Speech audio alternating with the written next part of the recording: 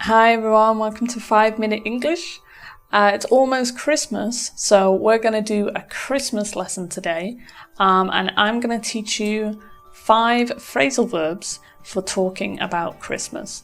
But before we get started, make sure that you click subscribe so that you can learn English with me every week, and give the video a like if you learned something new this lesson.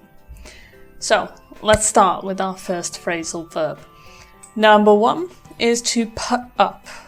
So put up we would use for your Christmas tree or your decorations, and it means to assemble your tree and to put the decorations on your tree.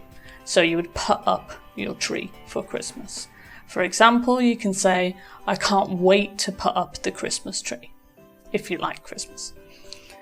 So that's number 1, put up, meaning to assemble or to literally put something on your wall as well. You put up the decorations on your wall.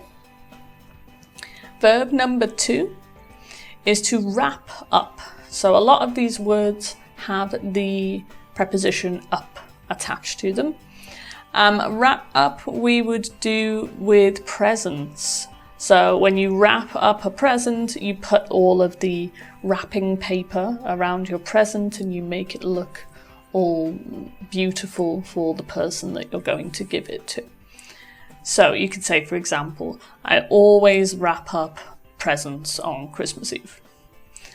Bit last minute, but maybe some people do. I don't, but maybe some people do. So to wrap up, to put paper around a present. Okay, so that's number 2. Number 3 is to stay up. Okay, so this isn't necessarily for Christmas. You can use it for other things as well. But to stay up means just to not go to bed or to stay awake. So maybe children at Christmas, they want to stay up so that they can see Santa when he arrives. Or you could say to your children, for example, you can't stay up late because Santa's coming. So again, it's not necessarily a Christmas phrasal verb. You can stay up any night of the week. You could say, oh, I stayed up late last night watching my favourite TV show, or something like that.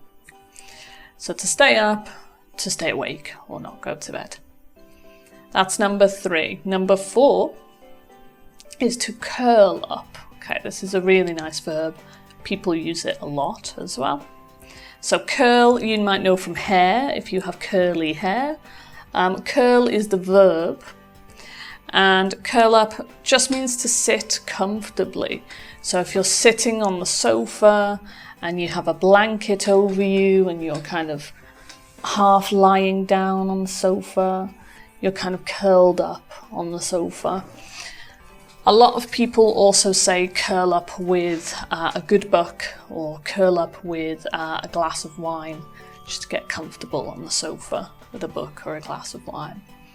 And you could also say, for example, on Christmas Day, I love curling up on the sofa with a blanket and watching Christmas films all day.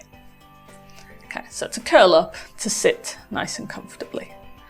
Okay. That's number 4, and our final verb, number 5, is to take down.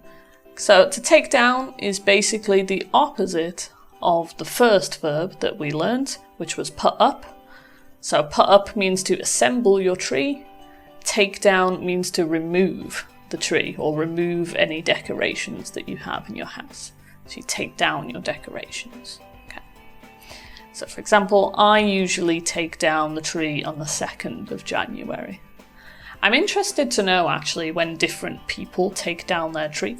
So let me know in the comments, when do you take down your tree and your decorations after Christmas? Let me know.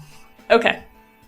And that's it. They are all our phrasal verbs for Christmas. They're your 5 phrasal verbs. So again, give the video a like if you learned something new today, and I'll see you next week for more 5-Minute English.